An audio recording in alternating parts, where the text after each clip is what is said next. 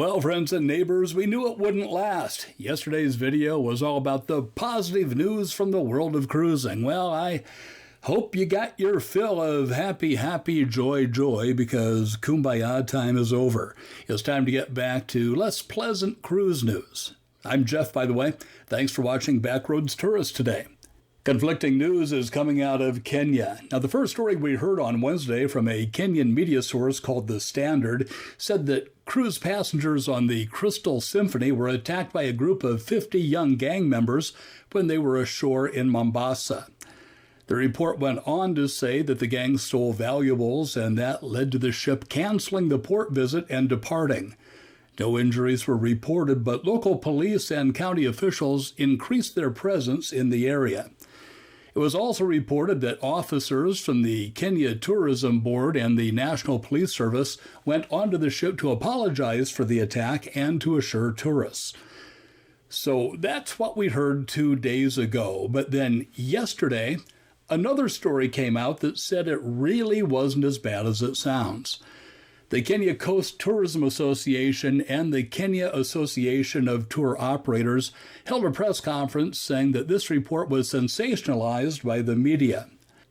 While news reports said 50 youths attacked and robbed cruise passengers, the officials said that it was really just 2 street boys who stole one passenger's cell phone.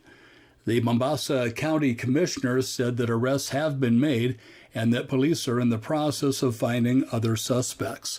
He went on to say that security measures are being strengthened across the Kenyan coast to ensure the safety of both visitors and residents.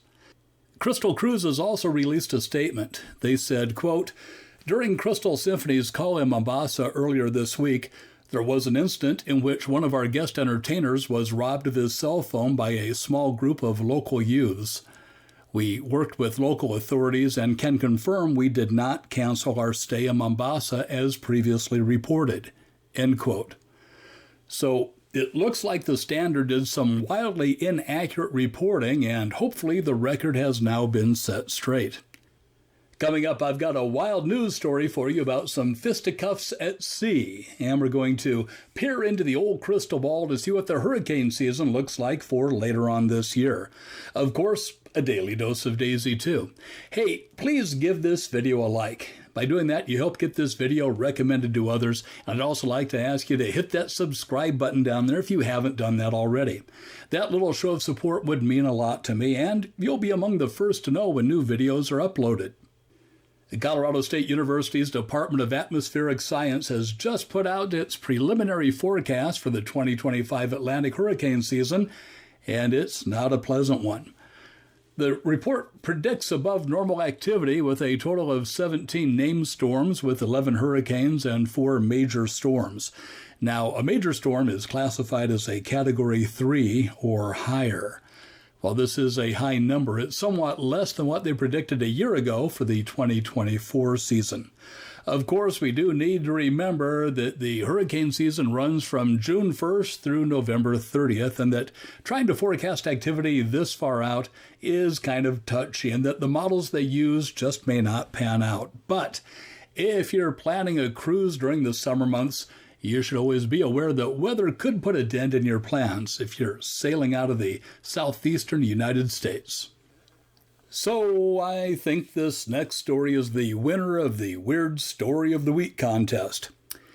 The CEO of a California-based financial services company got himself a federal assault charge for choking a man on the Virgin Voyages Resilient Lady. I'm not going to mention the guy's name, but here are the details.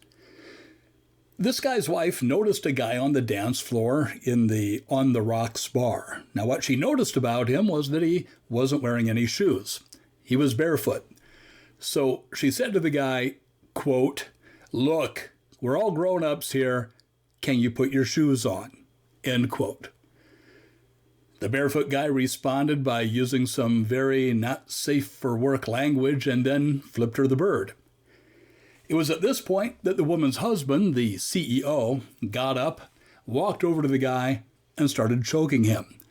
The barefoot potty-mouthed guy said that the husband was using a lot of force and that the husband said, well, I need to paraphrase this because YouTube frowns on using certain words. He said something similar to, "I'm going to freaking make it so that you are no longer alive." The CEO husband was confined to his room until the ship arrived in San Juan, Puerto Rico, where authorities met the ship.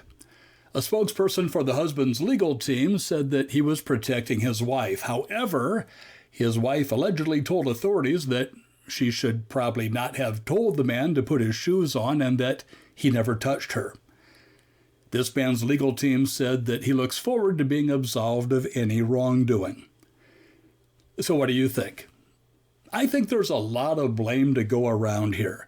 The wife should not have told the man to put his shoes on. If it really bothered her that much, bring it up to an employee. Plus, the way she said it was, in my opinion, rather antagonistic. The barefoot guy shouldn't have responded the way he did.